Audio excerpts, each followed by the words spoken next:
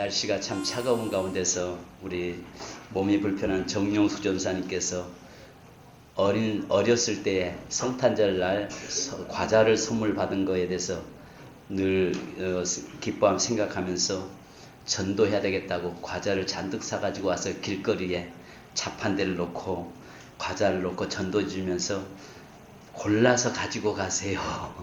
그래서 어제 복음이 증거됐습니다. 그 모습 보면서 그 복음에 대한 열정, 그러면 저는 간절하게 기도했던 게, 하나님 우리 전사님의 저 마음 보시고 자리에서 벌떡 일으켜 세우셔서 오직 주의 복음에 전하는 전도자의 삶을 살게 하옵소서. 저는 이렇게 기도했습니다. 분명히 예수 그리스도의 성탄에 대해서 요즘 많이 그 감각이 사라져가고 있고 시들어지는 것 같습니다.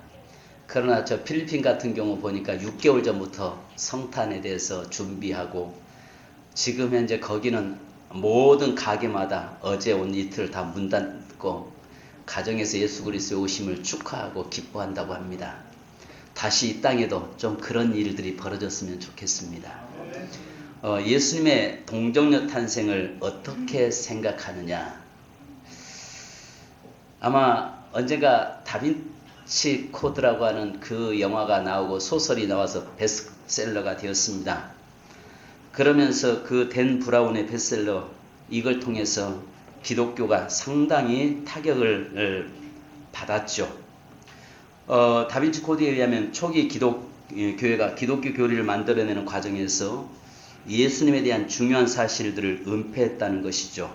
그 중에서 예수님과 막달라 마리아는 서로 사랑하여 숨겨놓은 자녀들이 있는데 그 후손들이 지금까지 있다는 황당한 이야기들을 또 일반 사람들은 말 그대로 소설 그대로 받아들이고 그렇다라고 인정하고, 심지어는 우리 기독교인들까지도 그럴 수 있겠다라고 생각해서 신앙이 흔들리는 경우도 있었습니다. 자, 먼저 우리가 성경 복음서를 자세히 살펴보면요, 예수님 당시에도요 예수님의 탄생에 대해서 수근거림이 있었습니다. 심지어 몇몇 바리새인들은 주님을 사생아라고 간주하고 예수님을 비꼬며 말을 던지곤 했습니다. 그래서 요한복음 8장 41절을 보면 주 예수님의 원수들이 이런 말을 합니다. 대답하되 우리가 음란한 데서 나지 아니하였고 아버지는 한 분뿐이시니 곧 하나님이시로다. 바리새인이 뱉은 이 말은 자신들은 사생아가 아니지만 예수 당시는 사생아라는 강한 암시를 한 것입니다. 그 이후로 십자가에 달리신 예수님을 메시아로 받아들이기를 거절한 유대인들은 예수에 대해서 악한 이야기를 만들어냈습니다. 즉 예수는 동정녀 마리아에게서 난 것이 아니라 마리아가 판테테라고 하는 로마 병장과 불륜을 저질러서 낳은 아이라는 것입니다. 유대인들이 판테라라는 이름을 만들어낸 것은 그리스 여신 아테나 파르네노스에 인용한 것으로 보입니다. 아무튼 유대인들은 마리아가 판테라와 불륜을 맺어서 나온 사생자라고를 감추기 위해서 성령으로 수태했다라고 이렇게 거짓말을 지어냈다는 것입니다. 이런 거짓 비방은 유대인들이 예수 그리스도의 수태에 대한 기독교 믿음을 겨냥하여서 의도적으로 만든 것입니다. 그 후 이러한 신성모독적인 소문은 모든 세대에 걸쳐 지금까지 계속 반복되어 내려왔습니다. 사실 기독교 내부에서 동정녀 탄생은 자유주의자들의 등장이 전까지는 그 누구도 도전하지 못했던 진리였습니다. 그러나 하지만 18세기, 19세기, 20세기에 걸쳐 자유주의 신학자들이 들어오면서 기독교 내에 예수의 동정녀 탄생은 1세기에 지어낸 이야기라고 주장이 나옵니다. 그래서 자유주의 신학자들은 교회가 이방 종교와 신화로부터 동정녀 탄생 이야기를 만들어내었다고 주장합니다. 그 대표적인 예로 마태와 누가 외에는 그 누구도 동정녀 탄생에 대해서 아무런 언급을 하지 않은 것은 요한과 마가는 동정녀 탄생이 거짓인 줄 알았기 때문에 기록하지 않았다, 이렇게 그들이 지금 떠들어대고 있습니다. 그래서 우리 주님이 말씀한 것처럼 원수는 집안에 있다라고 이야기합니다. 세상 사람들은 침묵하고 있는데, 세상 사람들은 말하지 않는데 기독교 내에서 자유주의 신학자들이 예수 그리스도의 그 동정녀 탄생은 거짓이다. 이렇게 떠들어대고 있습니다. 자, 예수 세미나라는 모임의 회원이며 주니아타대의 종교학 교수인 로버트 밀러는요, 2003년 저서에서 타고난 신성 예수 그리고 하나님의 다른 아들들이라고 하는 책에서 예수 탄생 이야기는 설화라고 주장합니다. 즉 모든 세대의 영웅들에게 탄생 설화가 있듯이 예수님의 인기가 하늘을 찌를 때에 그에게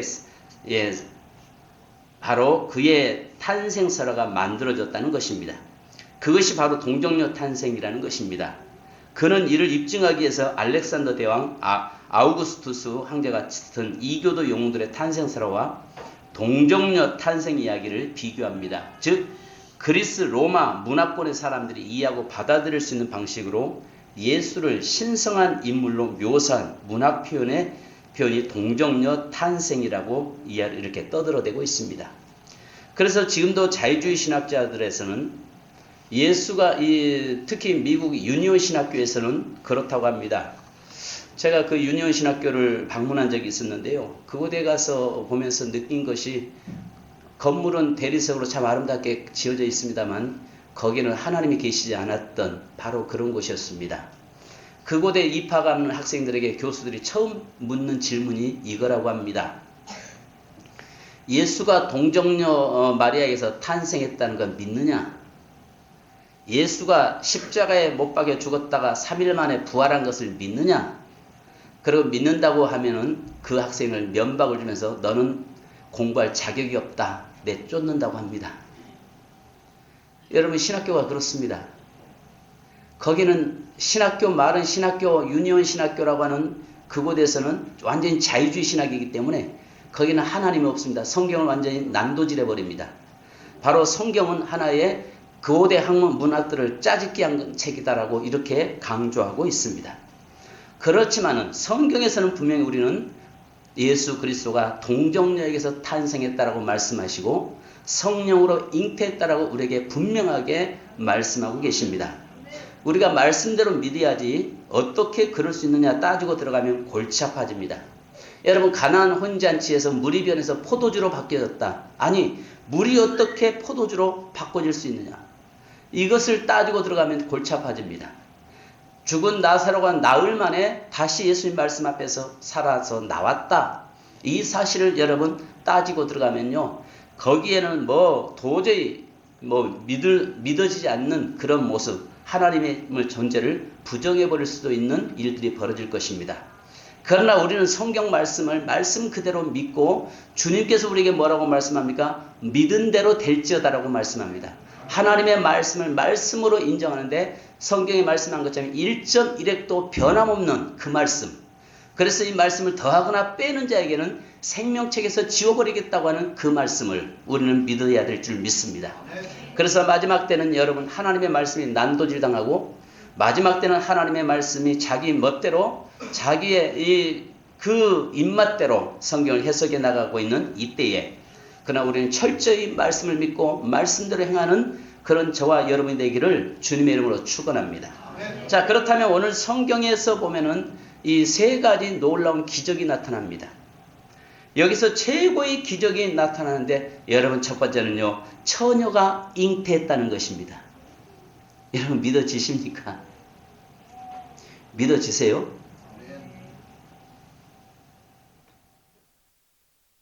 이게 이제 도저히 내 생각으로 안 믿어지니까 판테라라고 하는 그 로마 병장하고 그런 관계에서 나온 사생자다라고까지 만들어내고 있고 바로 심지어는 바리새인들은 예수를 음란한 가운데서 출생했다라고 이야기하고 떠들고 있는 것입니다. 그러나 성경 마태복음 1장 18절에 보니까 예수 그리스도의 나심은 이러하니라 라고 예수님의 행적에 대해서 우리에게 말씀합니다. 그의 어머니 마리아가 요셉과 약혼하고 동거하기 전에 성령으로 잉태된 것이 나타났더니 분명히 동거하기 전에 이미 서로가 몸을 합하기 전에 이미 성령으로 잉태되었고 또 이것을 알았던 요셉은 가만히 그를 끊으려고 이야기했지만 그 밤에 성령께서 그에게 나타나셔서 바로 성령으로 잉태되었다라고 말씀하시므로 바로 요셉을 마리아를 자기 집으로 데려와서 아이를 낳을 때까지 함께 했던 것을 우리는 보게 됩니다. 자, 그러면서 우리에게 뭐라고 말씀합니까? 보라, 처녀가 잉태하여 아들을 낳을 것이요 그 이름을 임마누엘이라 하리라. 여러분, 이 말씀은 구약 이사야 선지자가 그리스도의 탄생 700년 전에 메시아의 탄생에 대해서 구체적으로 예언합니다. 그래서 이사야서 7장 14절에 보면 그러므로 주께서 친히 징조를 너에게 주실 것이라. 보라, 처녀가 잉태하여 아들을 낳을 것이요 그의 이름을 임마누엘이라 하리라. 이미 예수님이 오시기 전에 700년 전에 이사야 선지자는 이사야서 7장 14절에서 이미 예언하고 있습니다. 그러면서 여기에서는 예수님이 처녀의 몸에서 탄생한 것이 기적 중에 최고의 기적인 줄 믿습니다. 아멘. 여러분, 죽은 자도 살아나는 것 기적이라고 합니다. 병든 자가 고침받는 것도 기적이라고 합니다. 내 기도가 응답받고 어떤 해결될 수 없는 문제가 해결된 것도 기적이라고 이야기합니다. 그러나 그것보다도 도저히 인간의 방법으로 해결할 수 없는 처녀가 아이를 낳았다고 하는 이 사실은 기적 중에 최고의 기적인 줄로 믿습니다. 자, 그래서 그 기적 속에서 우리에게 뭐라고 말씀합니까? 성령으로 분명히 잉태했다라고 말씀하고 계시는 것입니다. 할렐루야. 오늘 저와 여러분이 바로 세상적인 그런 다빈치 코드나 이런 걸 통해서 미혹당하지 않기를 바랍니다. 사단은요, 할 수만 있으면 우리 그리스도인들 미혹에서 하나님에서 진리에서 떠나게 만들고 결국은 멸망시키려고 하고 있다는 사실을 여러분 아셔야 합니다. 그래서 우리는 이 말씀을 그대로 우리는 믿는 겁니다. 말씀대로 믿는 것입니다. 목에 칼이 돌을지라도 이 말씀을 나는 그대로 믿고 인정하는 것이, 이것이 신앙 고백이요, 이것이 우리 그리스도인의 믿음인 것입니다. 두 번째는 여러분, 하나님이 사람이 되셨다는 거예요. 여러분, 가능하겠습니까? 어떻게 하나님이 인간이 되셨다? 여러분 생각해 보세요. 사람이 강아지가 되었다. 믿어지십니까? 불교에서 윤회설을 주장하는 사람들은 이것을 그럴 수 있겠다라고 할 수 있겠죠. 왜냐하면 그가 다시 다음 세대에 태어날 때에 그가 이 땅에서 살아가는 행적에 따라서 짐승으로도 태어날 수 있고 사람으로도 태어날 수 있기 때문에 그럴 수 있다라고 말할 수 있을 것입니다. 그런데 성경에서는요, 사람은 시작과 끝이 성경은 분명하잖아요. 시작과 끝이 분명하기 때문에 하나님이 사람 되셨다고 하는 것 자체가 기적 중에 최고의 기적인 줄 믿습니다. 하나님께서는 자기 비하 친히 인간의 모습으로 바로 창조하신 인간의 모습이 되어서 이 땅에 오셨다는 것이고, 우리로서는 도저히 그 감당할 수 없는 하나님이 우리처럼 사람이 되었다고 하는 사실에 우리는 놀랄 수밖에 없는 것입니다. 그래서 요한복음 1장 14절에 말씀이 육신이 되어 우리 가운데 거하심에 우리가 그의 영광을 보니 아버지의 독생자의 영광이요 은혜와 진리가 충만하더라. 또 여러분 아시는 것처럼 우리에게 요한복음 1장 18절에 본래 하나님을 본 사람이 없으되 아버지 품속에 있는 독생하신 하나님이 나타내셨느니라 라고 말씀합니다. 바로 하나님이 말씀이 육신이 되어서 이 땅에 친히 오셔서 우리 가운데 거하시는 것이 기적 중에 최고의 기적인 줄 믿습니다. 무엇보다도 여러분, 이 시대에도 우리는 기적을 많이 바라고 있습니다. 홍해가 갈라지는 것도 기적입니다. 그리고 여러분, 그 죽은 자가 살아나는 것을 보고 있는 그 현장도 기적이라고 이야기합니다. 앉은 병에 일어나서 자리를 움직이던 것을 버리고 일어나 걸어가는 그 장면도 기적이라고 이야기할 것입니다.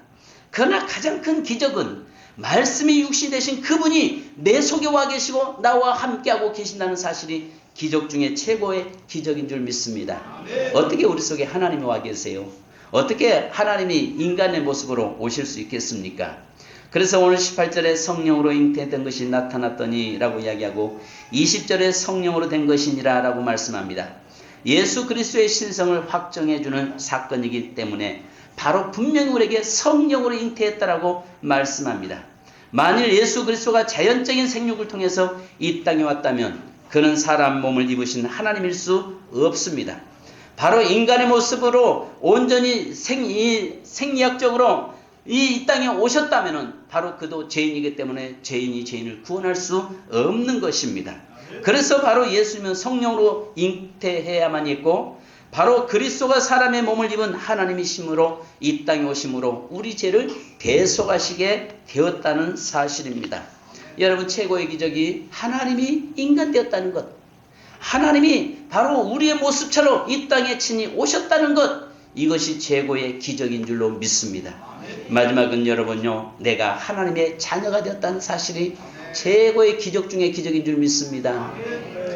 세상에 많은 사람이 안 믿어지는데 우리는 하나님의 말씀이 그대로 믿어지는 것에 기적 아니겠습니까? 안 그렇습니까? 세상에 수많은 사람들이 있는데, 수많은 종교가 있는데, 그 중에서 하나님의 자녀가 되었다는 것 사실, 내가 구원받았다는 사실이 기적 중에 최고의 기적인 줄 믿으시기 바랍니다. 그러니까 우리는요, 이 기적 안에 살면서도 사실 그 은혜를 모르고 살 때가 참 많습니다. 여러분, 그렇잖아요. 내가 살아있는 것이 기적 아니겠어요? 내가 지금 숨 쉬고 있는 거 기적 아닙니까? 근데 이거 외에는 또 뭘 더 이상 뭘 바라려고 하십니까? 근데 마태복음 1장 21절에 보니까 아들을 낳으리니 이름을 예수라라. 이는 그가 자기 백성을 그들의 죄에서 구원할 자이시니라 하니라. 바로 예수님은 이 땅에 구원자로 오셨다는 사실입니다. 그래서 로마서 3장 24절에 보면요, 그리스도 예수 안에 있는 속량으로 말미암아 하나님의 은혜로 값없이 의롭다 하심을 얻은 자 되었느니라.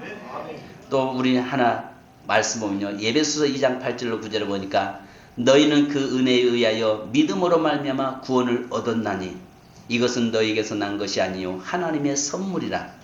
행위에서 난 것이 아니니 이는 누구든지 자랑하지 못하게 함이라.